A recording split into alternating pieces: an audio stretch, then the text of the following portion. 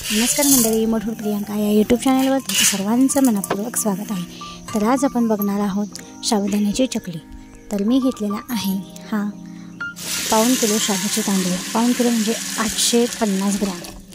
तर यामध्ये मी आता पाणी ओतून घेतलेलं आहे। तर स्वच्छ 2 पाण्याने आपण हे शाबूचे तांदूळ किंवा साबुदाणा स्वच्छ धुवून घेऊया। तर मी शाबूचे तांदूळ यासाठी म्हणते, आमच्या भागात ह्याला शाबूचे तांदूळ असे म्हटले जाते, काही ठिकाणी साबुदाणा असे म्हटले जाते। तर तुम्हाला जसं तुम्ही जे बोलत असाल ते बोलू शकता। तर मी जे तोंडामध्ये सतत येतं ते मी बोलून जाते, म्हणजे कसं सवयीचा गुलाम हो। तर आमच्या इथे शाबूचे तांदूळ म्हटले जाते म्हणून मी म्हणते तसं। तर आता मी शाबूचे तांदूळ दुसरे पाणी ओतून घेतलेलं आहे आणि यामध्ये आता हे पण छान असं काढून घ्यायचं आपण पाणी। जेवढं आपल्याला शाबू भिजत घालण्यासाठी पाणी लागणार आहे तेवढं यामध्ये पाणी ठेवून शाबू भिजत घालायचा, तर रात्रभर भिजत घालायचा। यानंतर ना आपण आता साबुदाणा बटाट्याची चकली बनवणार आहोत। तर उपवासाचा पदार्थामधला वाळवण रेसिपी आपण बघत आहोत। तर यासाठी आपल्याला लागणार आहे हिरवी मिरचीचं वाटण। तर मी यासाठी 50 ग्रॅम हिरवी मिरची घेतलेली आहे। तर ती मी मोडून घेत आहे मिक्सरच्या भांड्यामध्ये, त्याचे तुकडे करून घेत आहे। यामुळे आपली मिरची वाटून होते लवकर। तर चॅनलवर जर नवीन आला असाल तर चॅनलला आपल्याला लगेच सबस्क्राईब करून ठेवा। जवळ असलेल्या बेल आयकॉनवरही क्लिक करा, जेणेकरून तुम्हाला आपल्या चॅनलवरील नवीन व्हिडिओची नोटिफिकेशन मिळेल। तर मिरची मी जरा जाडीवाडी वाटली गेली होती, त्यामुळे थोडीशी मी बाजूने काढून घेतलेली आहे मिक्सरच्या भांड्याला चिटकलेली, आणि 2 चमचे बारीक मीठ ॲड केलेलं आहे। त्यामुळे आपलं हिरवी मिरचीचं वाटण हे बारीक एकदम पेस्टसारखं तयार होईल। जर तुम्हाला जाडं भरडं ठेवायचं असेल तर जाडं भरडंसुद्धा ठेवू शकता, पण मला बारीक पेस्ट लागायची होती म्हणून मी बारीक पेस्ट करून घेतलेली आहे। तर आता वाटीमध्ये मी हे काढून घेत आहे। तर आपल्या चॅनलवरील वाळवण रेसिपी पहिली बटाट्याची वेफर्स तेही केलेली आहे, दुसरी म्हणजे बटाट्याचे आणि शाबूत तांदळाचे पापडसुद्धा केलेले आहेत। नक्की तेही जाऊन पहा, आपल्या चॅनलवरती त्या रेसिपीज आहेत। वर्षभर तुम्ही टिकवून ठेवू शकता डब्यामध्ये, आणि उपवास असेल त्यावेळी तळून खाऊ शकता आणि इतर वेळीही खाऊ शकता। यानंतर मी आता हे बटाटे शिजवलेले, तर 1 किलो बटाटे मी घेतलेले आहेत। तर हे बटाटे मी आता सोलून घेत आहे। 1 किलो बटाटे घेतले की त्याला पाऊण किलो शाबूचे तांदूळ हे लागतात। तर आता आपण हे सर्व बटाटे साल काढत मी खिसून घेत आहे। तर बारीक खिसणीच्या साहाय्याने आपण हे बटाटे खिसून घ्यायचे, यामुळे आपल्या बटाट्याची पूर्ण पेस्ट आपल्याला मिळणार आहे। जसं की आपण गव्हाचं पीठ वगैरे म्हणजे कणिक कसं मळतो त्याप्रमाणे डो आपल्याला मिळणार आहे। तर आता मी खिसून घेत आहे। व्हिडिओला लाईक करायला अजिबात विसरू नका। तर व्हिडिओला लाईक करा आणि कमेंट करून अभिप्राय जरूर कळवा। तुम्ही पण बटाट्याची चकली केली का? तर चकली अगदी कुरकुरीत आणि खमंग टेस्टी होते।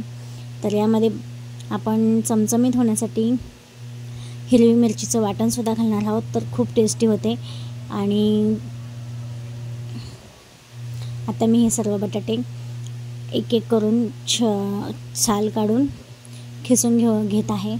तर खिसून झाल्यानंतर ना आपण यामध्ये हिरवी मिरचीची पेस्ट करून ठेवली होती ती टाकून घेणार आहोत। यानंतर आपण यामध्ये भिजवलेले शाबूचे तांदूळ किंवा साबुदाणा ह्यामध्ये टाकून घ्यायचा आहे। तर पाऊण किलो साबुदाणा आहे हा। तर छान असा भिजला होता, छान असा फुलला होता। तर यामध्ये आता मी हा सर्व साबुदाणा मोकळा करून घेत आहे आधी टोपामध्ये, आणि यानंतर ज्यामध्ये मी बटाटे खिसून घेतलेली पाटी आहे त्यामध्ये हे पलटी मारून घेणार आहे। तर सर्व आपल्याला लागणार आहे ह्या साबुदाणा। तर आता हे सर्व घेतल्यानंतर ना मी यामध्ये थोडं मीठ कमी वाटत आहे, 2 चमचे टाकलं होतं हिरवी मिरची बारीक करताना। तर आणखीन 3 चमचे ॲड केलेलं आहे। तर मस्तपैकी आता हे मिश्रण आपण एकजीव करूया। तुमच्या इथे जर जिरे आणि कोथिंबीर जर चालत असेल उपवासाला तर हिरवी मिरची वाटताना तुम्ही टाकू शकता। आमच्या इथे चालत नाही उपवासाला हे पदार्थ, जिरे, कोथिंबीर, कढीपत्ता, त्यामुळे मी ते स्किप केलेलं आहे। तुमच्या इथे चालत असेल तर नक्की टाका। तर ते सर्व आपण आता हे बटाटा, हिरवी मिरची आणि शाबूचे तांदूळ हे सर्व अगदी खूप मळून घ्यायचं। तर मी 10 मिनिटे तरी हे मळून घेतलेले होतं. तर खूप छान असं सॉफ्ट मऊ असा जसं आपण कणिक मळतो ना त्या प्रकारे हा डो करून घ्यायचा. तर खूप छान असं झालेला आहे, बघू शकता. तर छान छान मळून घ्यायचा भरपूर सारा. यामुळे आपल्या ज्या चकल्या आहेत ना कुरकुरीत होतात. यामध्ये एकही थेंब तेलाचा न टाकता करायचा आहे. तर चकली करायचा किंवा शेव पाडायचा जो सोऱ्या असतो किंवा शेवगा असतो त्यामध्ये हे सर्व पीठ भरायचं. हे सर्व चकलीचं आपण जे सारण तयार केलेलं आहे, जे पीठ तयार केलेलं आहे शाबूचं आणि बटाट्याचं, तर हे सर्व त्या शेवग्यामध्ये भरायचं आणि मस्त ह्याच्या चकल्या करायच्या. तर ओबडधोबड होतात तरीही चालतात, लांब सडक टाकल्या तरीही चालतात, अगदी कुरकुरे टाईप पण लागतात, कुरकुरेसारखी टेस्टही लागते याची. तर छान असं तर मी गोलाकार चकलीचं साकार करून घेत आहे. तर खूप छान असे चकल्या तयार होतात. आणि आता बघू शकता तुम्ही मस्त असं मी आता हे साचा भरून घेतलेला आहे. यामध्ये आपल्या चकल्या 10 ते 15 होऊन जातात. तर मी आता घालून घेत आहे ह्या चकल्या.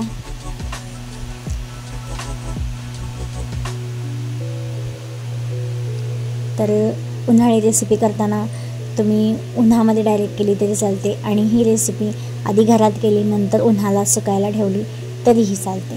तर असं आधीमध्ये तुटलं ना तर ते न मोडतं तसंच ठेवलं तरीही चालतं. आणि छोटे छोटे तुकडे हे कुरकुरे खाल्ल्यासारखे खूप छान लागतात. तर अखंड पण छान वाटतात म्हणून मी अखंडसुद्धा करत आहे. तर अगदीच मनाला वाईट वाटून घ्यायचं नाही की सारखं तुटायला लागलं, डायरेक्ट लांब सडक सोडून दिलं तरीही चालतं आहे. तर चकलीचा आकार होत असेल तेवढा चकलीचा आकार करून घ्यायचा. तर छान असं आपले हे चकलीचा आकाराचे मी करून घेत आहे.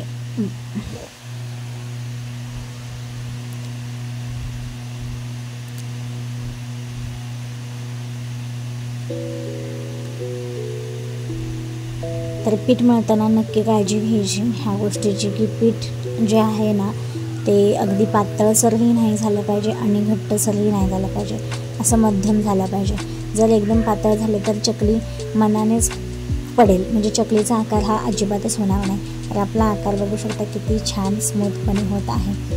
एवढंच की काय वेळी तुटत असेल तर ठीक आहे, पण सतत जर तुटत असेल तर त्यामध्ये तुमचे साबुदाणा कमी पडलेला आहे असं समजून जावं. तर छान असं आपलं आता हा मी चकल्या करून घेत आहे. चकल्या झाल्यानंतर मी हे उन्हामध्ये सुकवून घेणार आहे. तर उन्हामध्ये आपण हे 3 दिवस सुकवायचे, छान असे कडक कुरकुरीत आणि वर्षभर टिकणारा पदार्थ आहे म्हणताना छानपैकी 3 दिवस उन्हाला सुकवल्यावर वर्षभर टिकतो.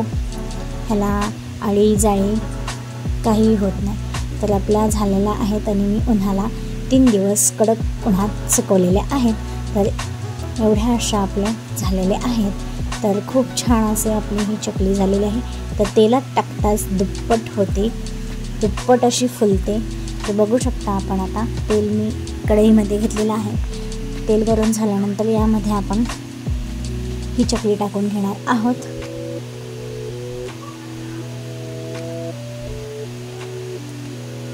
तर चकली खूप छान अशी फुलते.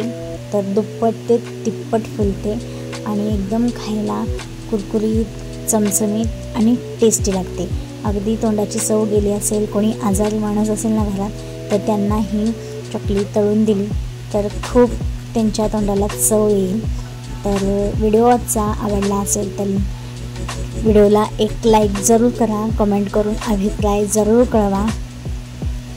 चॅनेलला सबस्क्राईब जर केलं नसेल अजूनही तर चॅनेलला सबस्क्राईब करून घ्या. जवळ असलेले बेल आयकॉनच्या बटनावर क्लिक करा, ते फ्री आहे, ज्यामुळे तुम्हाला आपल्या चॅनेलवरील नोटिफिकेशन मिळेल.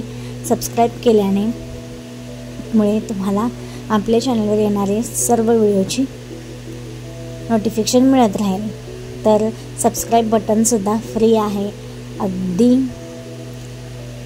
तर नक्कीच सबस्क्राईबसुद्धा करून घ्या. तर मस्त असं मी चकल्या तळून घेत आहे. तर बघू शकता जे तेल छान तापलं ना की चकल्या पण खूप छान तळून होतात. तर मस्त असं आपल्या चकल्या तळून झालेल्या आहेत, बघू शकता. तर उन्हाळी वाळवणातला तुमच्यात सगळ्यात आवडीचा पदार्थ कोणता तोही कमेंट करून नक्की कळवू शकता. आणि तुम्हाला नेक्स्ट रेसिपी कोणती पाहायला आवडेल तेही सांगू शकता.